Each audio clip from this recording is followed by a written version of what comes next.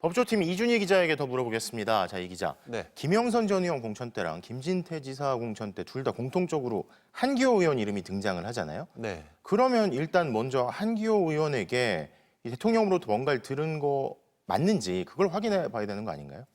네, 그렇습니다. 윤석열 대통령이 내부 총질이라는 말까지 썼을 정도로 윤석열 당선인과 이준석 대표는 대선 당시 사이가 안 좋았죠. 그러니까 한기호 사무총장이 이준석 대표와 가까웠기 때문에 윤 대통령이 이 말을 한 총장에게 직접 하지 않았을 수도 있습니다. 하지만 중요한 건 공천관리위원회 2인자인 부위원장이 언급된 문자와 녹취에서 공천에 관여해서는 안 되는 당선인이 언급된 정황이 포착됐다는 겁니다. 한 의원은 두 발언 모두 부인하고 있는데요. 석연치 않은 부분도 있습니다. 대상이 되는 선거와 전한 사람이 모두 다르기 때문인데요. 한 의원이 당선인이 경선이라고 하던데 라고 했다는 말은 김영선 전 의원이 출마한 창원 의창 보궐선거와 관련해 이준석 당시 대표가 전한 말이고요.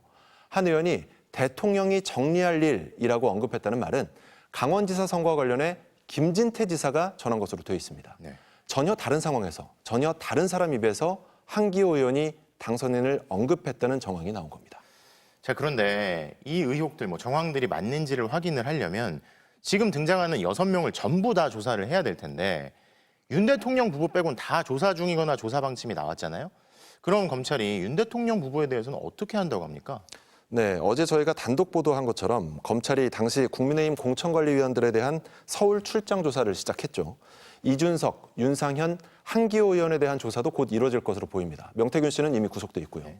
그런데 윤 대통령과 김 여사에 대해서는 아직 별다른 방침이 정해지지 않은 것으로 보입니다. 검찰 내부에서는 윤 대통령의 김영선 좀 해줘라 이런 육성 정도로 공천 개입이 이루어졌다고 단정할 수 있느냐 이런 분위기도 감지되는데요. 또 김 여사의 경우 아직 육성조차 나오지 않았다는 겁니다. 공천의 경우 고도의 정치 행위라는 점에서 넘어야 할 산이 많은 것도 사실입니다. 하지만 이준석 의원은 정진석 공관위원장을 통한 윤 대통령의 지방선거 공천 개입 가능성에 대해 합리적 의심이 가능하다는 말을 하기도 했고요. 또 박근혜 전 대통령의 공천 개입을 수사해서 유죄를 확정한 서울중앙지검의 당시 중앙지검장이 윤석열 대통령이잖아요. 결국 검찰 수사 의지의 문제라는 지적도 있습니다. 자, 윤 대통령 육성이 나왔고 처음에는 윤 대통령 김건희 여사 이름이 나왔었는데 지금 검찰에서 흘러나오는 얘기들을 보면 이게 과연 대통령 부부 공천 개입 의혹에 대한 수사가 맞나 싶은 생각이 들기도 하네요. 자, 이준희 기자 잘 들었습니다.